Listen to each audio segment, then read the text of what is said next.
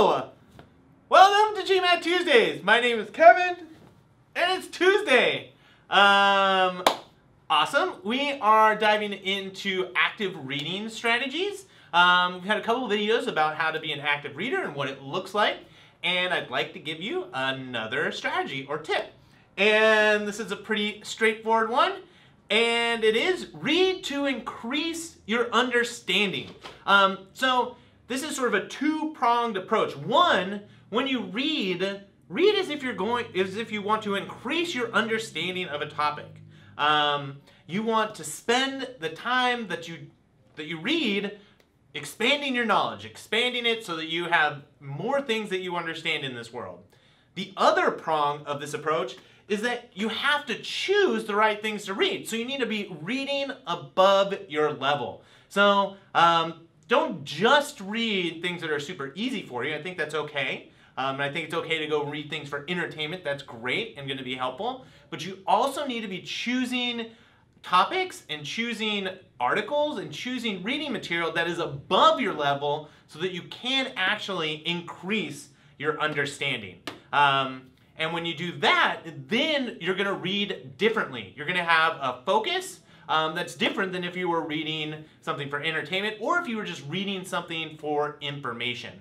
And the idea is you focus on this part of active reading, of reading for expanding your knowledge and increasing your understanding. Then when you read for entertainment and read for information, that'll be a lot easier and sort of follow along. So I've actually put together a little summary of an article that I recently read in the New York Times. I'll put a link below the video so you can click on it and go read it. It's from the New York Times. It's called If an Algorithm Wrote This, How Would You Know? So go click on it, read it, outline it, be an active reader while you're reading it, and then come back here and we'll talk about it. Okay. Did you pause the video and read the article? I hope so. Okay, so when I went through this article, I did normal things like look for what the main idea was. I outlined the structure of the article, and so some of the things that I noticed as I was reading, sort of in this order, was is this human or robot? Did a human write this, or did an algorithm write this? So an interesting question to consider. I also learned a new phrase, automated narrative generator, an ANG. That was fascinating. Didn't know anything about that before. And then they talked about how you can just give data to these algorithms and you get a story out of it. And it can be like financial data or baseball data, which was really interesting. It does raise some questions. Is this scary or frightening that we can't tell the difference between, did like a human write something or an algorithm write it? And the other question, does it actually free us humans? There's sort of an idea in the article that this frees us up to do other things, like to do real journalism instead of just write financial data down in an article, which is an interesting question to consider.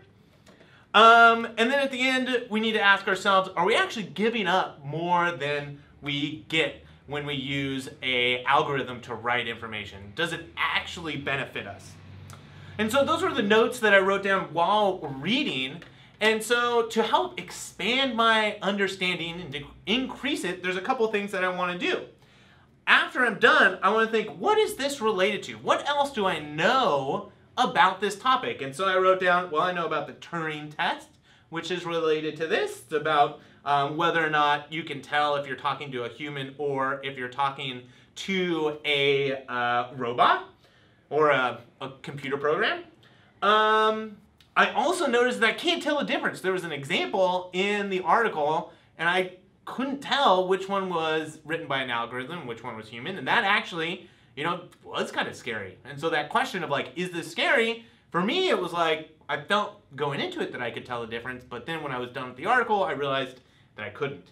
And then I also know that this is sort of related to artificial intelligence in some ways as well. Artificial intelligence being sort of autonomous programs doing things and having their own intelligence without needing direction from humans. And so this made me think about like, well, what if a computer were to give me instructions and I thought it was a human giving me instructions? That would be scary. So this sort of exercise of thinking about the topic, thinking about the ideas connected to the topic, what knowledge do I have going into the article, what knowledge am I leaving as I finish the article, these sorts of things are going to help to increase your understanding of what you're reading, and it just means you're more active and more engaged in comprehending the words on the page. So do this as you're practicing for the GMAT. Do it for critical reasoning questions, do it for reading comprehension questions, but also go out into the world, read news articles, and do it as well so that it becomes second nature as you are reading, and that is going to benefit your verbal score. Guaranteed. All right, that's it for me. Be excellent to the universe, and I'll see you next Tuesday.